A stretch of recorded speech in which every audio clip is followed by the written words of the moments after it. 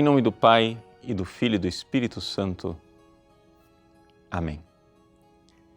Meus queridos irmãos e irmãs, celebramos hoje a memória de São Francisco de Assis, esse santo extraordinário que, com o seu coração cheio de ardor, de amor por Deus, se configurou perfeitamente ao Cristo. São Francisco é chamado de seráfico, o seráfico pai. Por quê? Porque ele, como um serafim, tinha um coração abrasado de amor e amava Jesus verdadeiramente. E amou Jesus de tal maneira que ele terminou se configurando ao Cristo, de tal forma que as chagas de Cristo foram impressas no seu corpo. São Francisco, que morreu tão cedo, com cerca de 40 anos de idade, conseguiu virar uma página na história da Igreja. Mas que página foi essa? Veja, desde o tempo dos bárbaros, a Igreja lutava para manter de pé a civilização e não somente isso, para evangelizar. E assim, embora tenha passado por grandes dificuldades, não somente dos bárbaros, mas também dos vikings, a Igreja, durante a Idade Média, conseguiu estabelecer uma cristandade, ou seja, uma civilização cristã. O que acontece, porém, é o seguinte, é que esta cristandade significou uma influência forte da Igreja na sociedade. E pessoas menos convertidas, mais interesseiras, começaram a olhar para os cargos da Igreja, querendo dominar.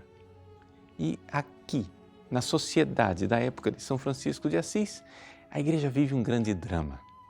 O drama do poder temporal, ou seja, o poder secular, político, querendo tomar posse e nomear bispos, abades, simplesmente por interesse de poder e interesse econômico. Dá-se então uma grande luta, uma luta da Igreja para tentar se livrar da ingerência do poder temporal, do poder político.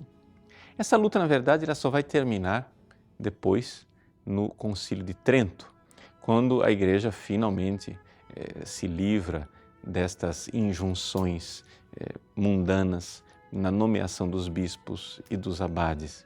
Claro, a Igreja até hoje continua lutando com esses poderes seculares, mas já não é mais uma ingerência tão estrutural como era na época de São Francisco de Assis. Mas São Francisco conseguiu aqui, diante dessa espécie de luta de classes entre o papado, a hierarquia da Igreja, e o imperador, ou seja, o poder temporal, ele conseguiu dizer assim, olha, precisamos fazer uma opção pelo Cristo. Muita gente acha que São Francisco de Assis fez uma opção pelos pobres. Na verdade, ele fez uma opção pelo Cristo pobre. Ou seja, uma opção de ser igual a Cristo. É importante nós não confundirmos São Francisco de Assis com uma espécie de assistencialismo social em que ele teria fundado uma espécie de ONG para ajudar os pobres e maltrapilhos. Não foi isso que ele fez. São Francisco ajudava sem dúvida os pobres, mas a primeira realidade de ajuda aos pobres é iluminá-los com o Evangelho, iluminá-los com o amor por nosso Senhor Jesus Cristo. Viver de fato o Evangelho. Bem-aventurados os pobres em espírito, porque deles é o reino dos céus. Ou seja, somente eu vivendo a pobreza como valor, um desprendimento, um desapego das realidades deste mundo, é que eu terei Deus que reina no meu coração. Eis aí a pobreza franciscana. A pobreza de São Francisco, então, na verdade, é o segredo da grande riqueza. É o segredo daquela parábola do Evangelho que nos diz: o reino dos céus é como um tesouro escondido. São Francisco de Assis fez essa experiência. Ele descobriu o tesouro escondido, o Cristo, o amor de Jesus. Caritas Christi urget nos. A caridade de Cristo nos impele. E então, descobrindo esse segredo que é o amor de Jesus, ele foi e vendeu tudo. Foi e entregou tudo, porque é assim, quem descobre o tesouro escondido vai e vende alegremente tudo que tem.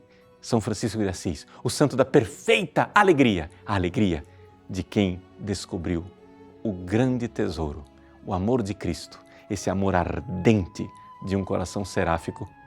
Venha, no dia de hoje, no seu coração também, Deus abençoe você.